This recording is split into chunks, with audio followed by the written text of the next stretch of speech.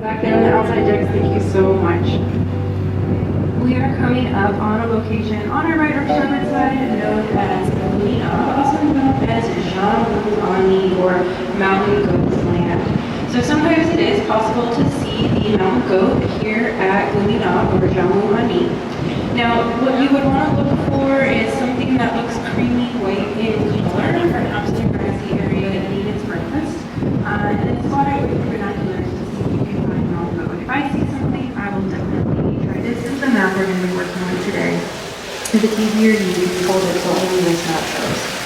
There are three colors on this map. White is the glaciers, green is the wind, and blue is the bay the Glacier subs in. And those thin, darker blue lines with dates on them mark the area where the face of glaciers were mapped on those years.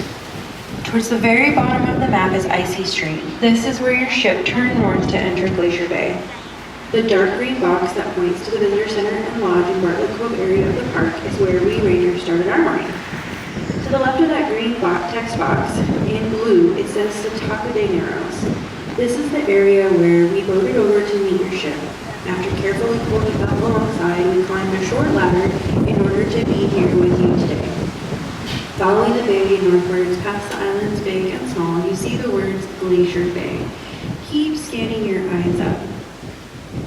Just above there on the right in black, you'll see the location of Gloomy Knob where we were looking for mountain goats. And hopefully you caught the one that I did see this morning. Just above there on the right is Composite Island and Queen Inlet, where I just started my commentary. If you keep navigating your eyes up the map to find Russell Island, here the bay splits into two inlets.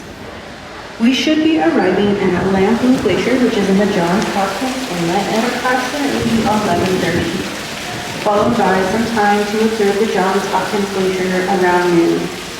Then we'll head to Carr Inlet, where we will see Marguerite and Grand Pacific Glaciers. We're going to spend about an hour there, just slowly rotating before heading back south and out of the bay, retracing the steps that we are doing now.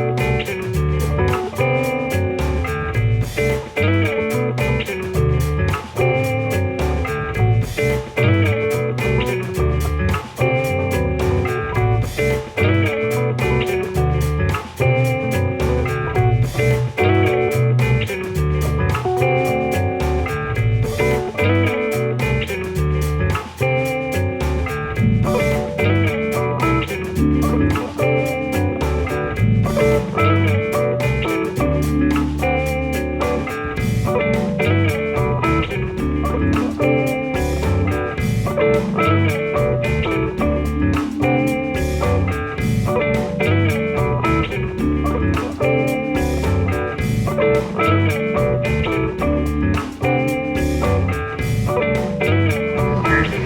almost 6,800 feet.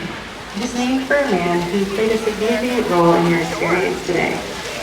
William Cooper was a plant ecologist who came to the Bay back in 1916. He wanted to study the way plants move into an area and are newly exposed by glaciers. Could you think of a more perfect place?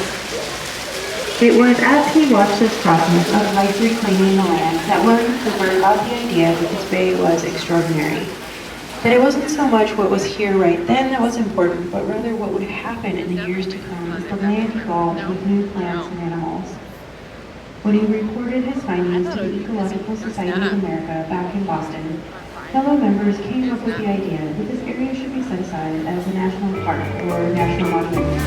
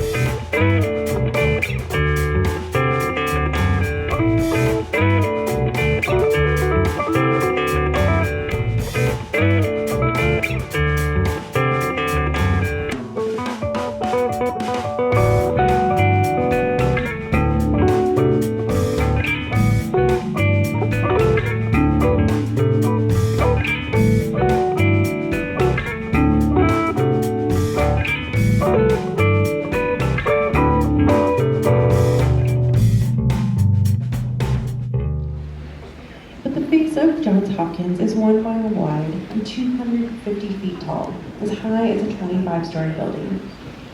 The Johns Hopkins Glacier is named for the alma mater of early geologist Harry Fielding Reid, who I mentioned back at the Reid Glacier. For the Tlingit, Johns Hopkins is known as Tucson Niye Dewu Klikikye, the passage that broke through to Mount Fairweather. The name Fairweather was given by Captain Cook in 1778, presumably because it was a good weather day. Of course, this is somewhat ironic considering that the glaciers and ice fields are so prominent in this location due to the incredibly high peaks right where many strong storms hit the land. At 15,266 feet tall, Mount Fairweather is one of the largest coastal mountains in the world. From Jaw Point, we are still some 5 miles from Johns Hopkins Glacier, and yet the view from here is no less spectacular. I like to believe it's called Jaw Point because of the way I drop my jaw every time the cruise ship turns this corner. Perhaps it's something in the suspense of leading up to this point and then the big reveal. Personally, I believe the view is extra special from the vantage of the cruise ship.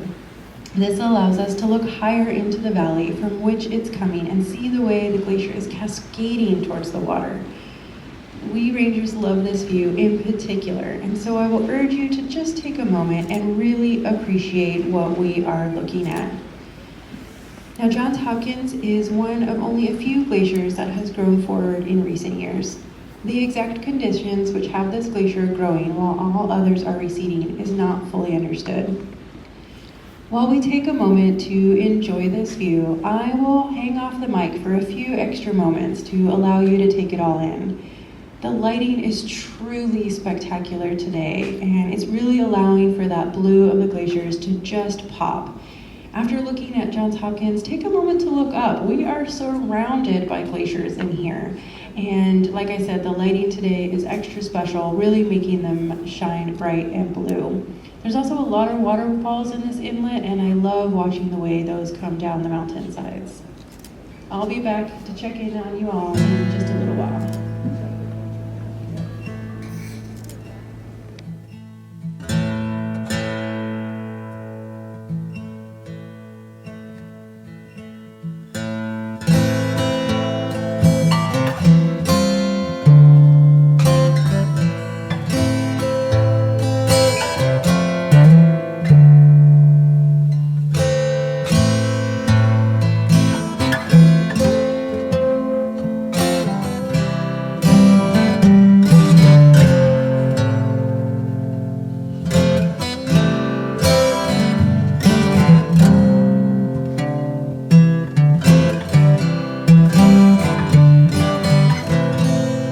soundscapes is what we call it. You can imagine what that word means, kind of a self-explanatory word perhaps. So those are the sounds that you're going to find in any given landscape. The soundscape is what we talk about frequently in national parks, something we're increasingly wanting to know more about. Here's some folks setting up some sound equipment in Denali National Park. Looks like they're having fun doing that out there in the wilderness. And we have some of that here in Glacier Bay as well for the